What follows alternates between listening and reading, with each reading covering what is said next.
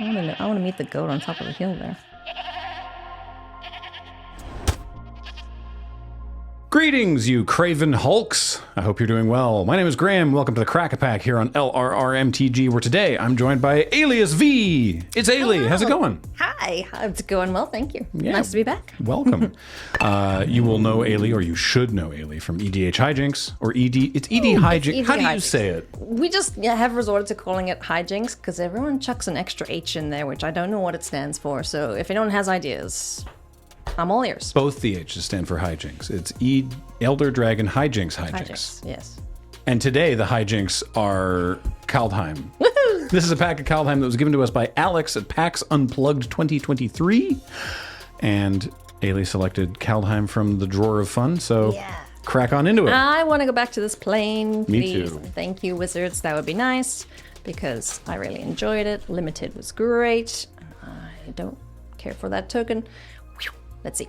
Okay. We got Story Seeker, little life linking tutu. Can I say, draft over performer. Oh, 100%. Story Seeker. Like, Yeah. it actually, it's, 2/2 lifelink for 1 and a white. Doesn't seem that exciting, but actually, like, I would gain like 6 to 8 life off that thing. Yeah, especially turn 2, you get it down, and then, you just don't care about taking damage for the rest. Because everyone's spending their second turn foretelling. Yeah, who wants to foretell? I played a lot on Arena, and so every time the bird. Yeah, the bird was cool. We have the Undersea Invader. It's the 5/6 flashy giant that comes untapped and then untaps.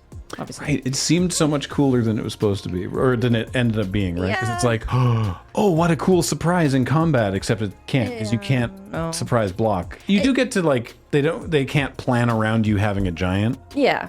It is a nice way to finish off your opponent when they think they're swinging for lethal, and it's like, oh no, 6 open mana, no one. I'm just fondly remembering the red-blue giants deck now. Yes, that was fun. Agar? Is that his name? The uncommon that cared about dealing excess damage? It's Freezing Storm or something? Yeah. I don't know. Craven Hulk. Huh. Craven Hulk. It's you! Yeah, he was cool too. What's Craven Hulk do? He can't block alone. He's a 4/4 for 4, so, good stats in the 4-drop slot, but he's a coward. Yeah. I actually didn't realize that he had that creature. Oh, literally? That literally says coward on it. Type coward. Oh, look at that. I've only seen that now. Huh. Why? Oh, is it because they didn't reprint Boldweir Intimidator in this set? No. That's just a... Cowards can't block... Warriors, right, yeah. Or, in this case, can't block alone. Yeah, needs a buddy. Abandoned at birth, the giant was raised by goats. Ironically, it grew up to be the most cautious member of the herd. Aww. He's just an enormous little guy. Yeah. I want to meet the goat on top of the hill there. Next up, Dread Rider. This was a card that killed me quite often, if I recall. It's the 6 mana 3/7 with activated ability. Exile a creature card from your graveyard. Target opponent loses 3 life. I want to say that Dread Rider was a sort of a late discovered tech in the format, where initially it's like 6 mana 3/7. Yeah. And then later in the format, people were like, wait, I can just kill people with this. Yeah, and I died plenty because you come up the board, stuff dies in combat doing chump blocks, and then this guy just cleans you up. So, yeah, I died to him quite a bit. Then we got Icehide Troll. It's a 3 mana 2/3 that gives you +2/0 if you tap 2 ice or Icelands. Not Iceland, sorry. You're fine. I've never been, have you? No, Oh. I haven't, no. To Iceland, thank you. Yeah. Snowlands. And make him tap. So either a good attacker or decent blocker that survives. Does he also become indestructible when... Yes, indestructible. Yeah, +2/0 indestructible. Yeah, that card is... you can turn that into... It's what we classically refer to in Magic parlance as the Abyss. It's just a way to make your opponent throw a creature away every turn, because they can't not block it. If you just... Eventually they need to block. Yeah. Abyss you. I learned that from Brian in one of the episodes I was editing. He's like, Abyss you? I'm like, what does that mean? He had to explain it to his guest, thankfully, because then I understood what it meant. It's like, okay. They don't print a lot of Enchant World these days. No. Sure no. Dogged Pursuit. I love this effect. It's 4 mana, black card. At the beginning of your end step, each opponent loses a life and you gain a life. I want to build a deck with Dogged Pursuit and Revenge of Ravens and Ill-Gotten Inheritance. Yes.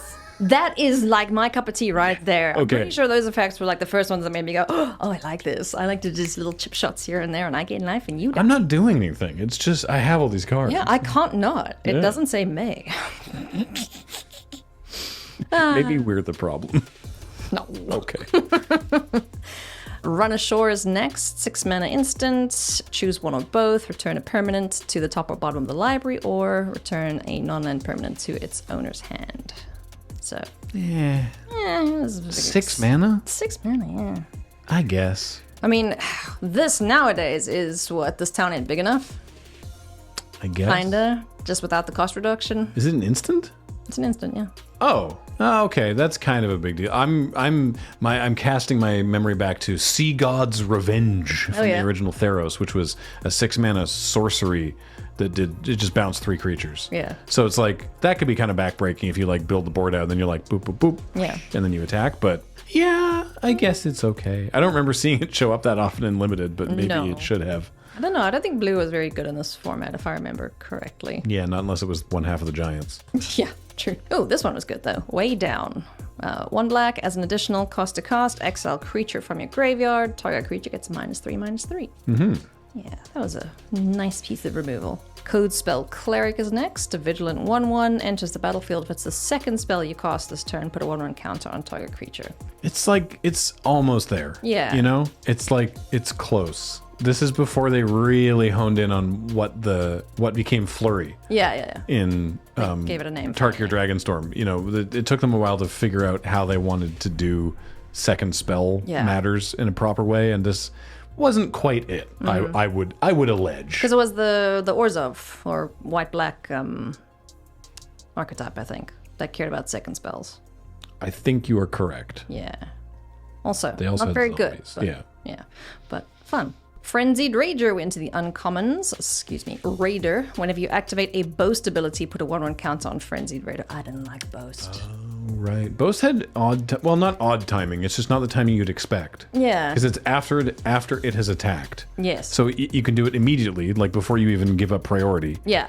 So Or- attack and then do it. Do all of combat, and then in your second main, you can be like, oh, also, I'm going to boast this because it attacked. And it's just like, oh, right. Yeah. You can just do that anytime after it attacked. Yeah. I didn't mind boast, but this card never did anything. Nah.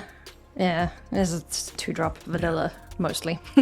Vengeful Reaper is next. Angel Cleric for 4. Flying Death Touch Haste. Yeah. This killed me quite often. Foretell for 2.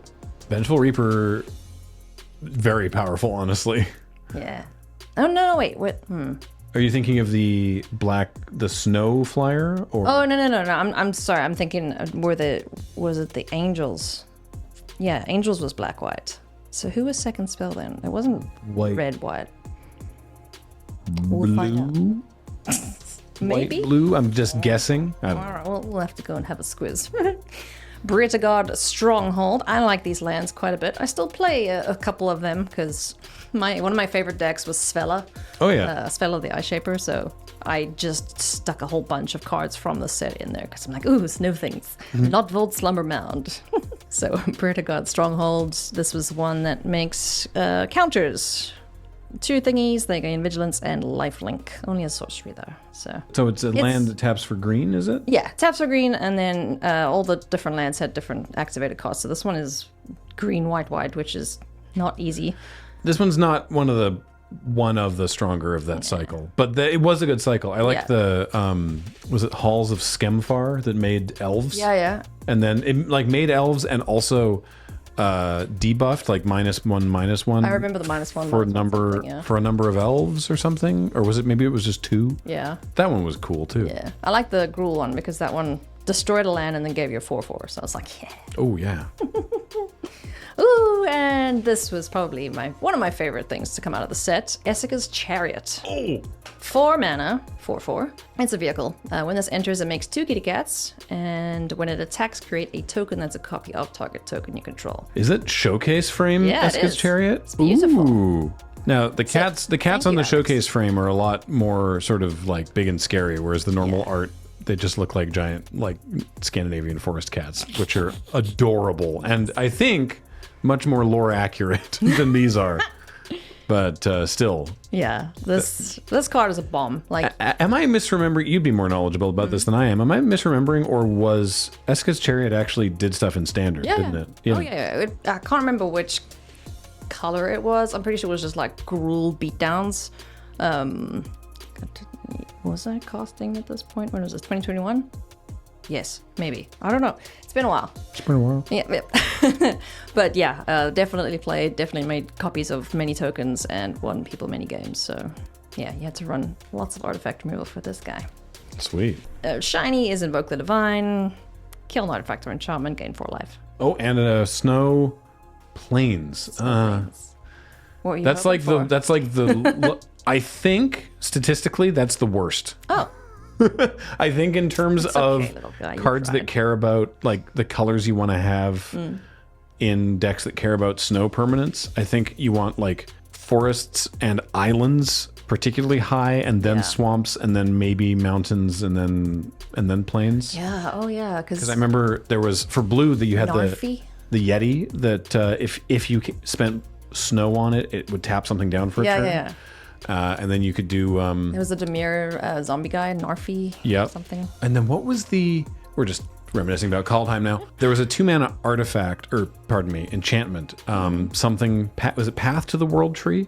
Oh yeah. Where if you put all 5 mana into it, then Yeah. it was one of those ones where it's like, you gain some life and draw a card and make a bear, and they discard something. And yeah, love that. Love that deck. That was sweet. So- And again, this format could do all those things because it had the dual lands as well. Also snow, and they were actual named. They had basic land types in them. So yeah, this set had a lot of sweet stuff in it. So I have a guess, but I don't wish to presume. But you're sitting down to draft Kaldheim. This is your first pack. Yeah. What are you first picking?